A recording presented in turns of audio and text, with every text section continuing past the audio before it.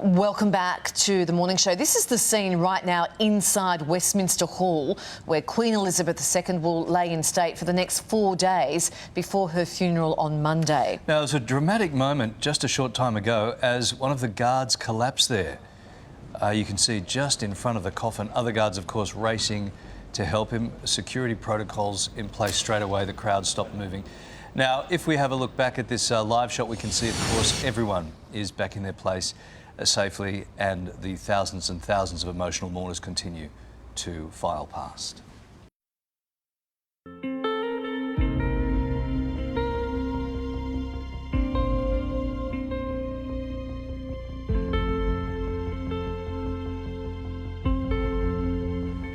United in grief, incredible scenes overnight as the royal family accompanied the Queen as she left Buckingham Palace for the last time, headed to Westminster Hall, where she will lie in state for the next 4 days. Now, the Queen Consort, Princess of Wales and Duchess of Sussex joined the immediate family inside the hall to pay their respects. Many observers noting that Harry and Meghan seemingly broke protocol to hold hands during that service. Royal commentator Angela Mollard joins us now. Good morning, Ange. A touching service. It was beautiful. The choir singing, it was just divine. Many noting there was a special tribute from Kate and Meghan with what they wore. That's right. So we saw Kate wearing that pearl and diamond brooch, which had been gifted to her by the Queen. She's worn it before in Belgium, and the Queen actually wore it on her 73rd birthday in Korea. She also wore Princess Diana's pearl earrings, and Meghan wore a pair of diamond earrings, which had been gifted to her by the Queen. So lots of little tributes there to our former monarch. Now, Ange, people are talking about Harry and Meghan being hand in hand towards the end of the service. And I feel bad even asking you this, and I feel bad that it's being pointed out, because it's such a moment that we're still going for this Harry and Meghan kind of angle. But let's talk it through. Have they broken the ranks here? Have they broken protocol? They haven't broken any protocol. There is no protocol around this. Historically, members of the royal family have sort of been very dignified and very sort of contained. But look, they weren't the only ones holding hands. Zara and Mike Tyndall walked out holding hands. Look, we know that Meghan and Harry are hand holders. That appeals a lot, particularly to younger generations. They are there as a support for each other. I don't think we can criticise it at all. I agree. Okay, interesting that Zara did. Yes. Yeah, okay. Interestingly, Zara and Mike, you know how most women hold the hand backwards like that?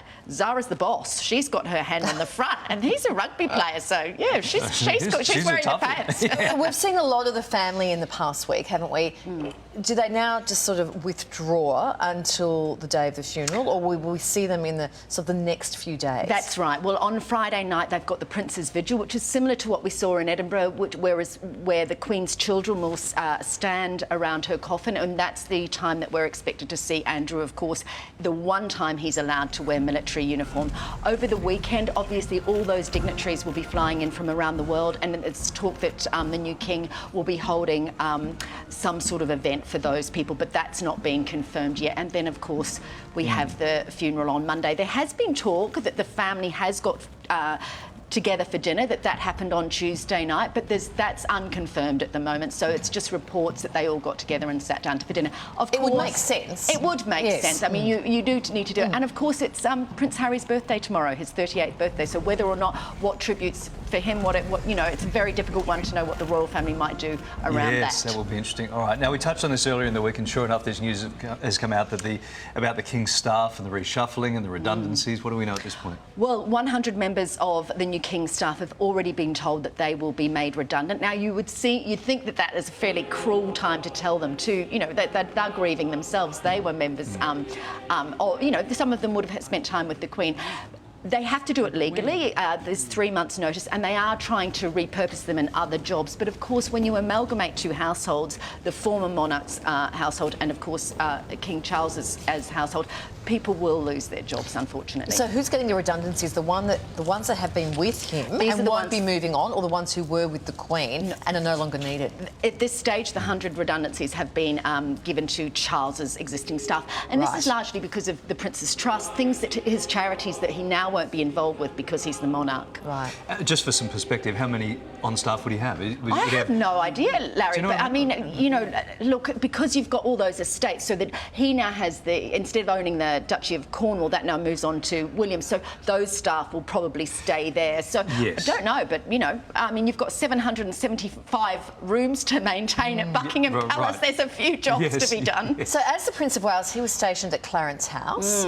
Do we know where the King will be presiding moving forward? Well, none of them want to live in Buckingham Palace. Right. The Queen didn't, Charles doesn't. Clarence House is a beautiful, beautiful, almost country-style house, very close, only 400 metres from Buckingham Palace. Fortuitously, Buckingham Palace is currently being rewired, replumbed and sort of changed to be more sustainable, and that's not due to finish until 2027. So there's every likelihood that they may stay at Clarence House and use the official Buckingham Palace for the official residence. But there's also the question of what happens with some of those other houses. Of course, Charles has his own country house, Highgrove. So what happens with Balmoral and Sandringham, which the royal family actually own? Windsor and the Buckingham Palace are actually owned by the government. So what happens with all those houses? Bearing in mind that he's very much about sustainability and also about frugality, it'll be interesting to see.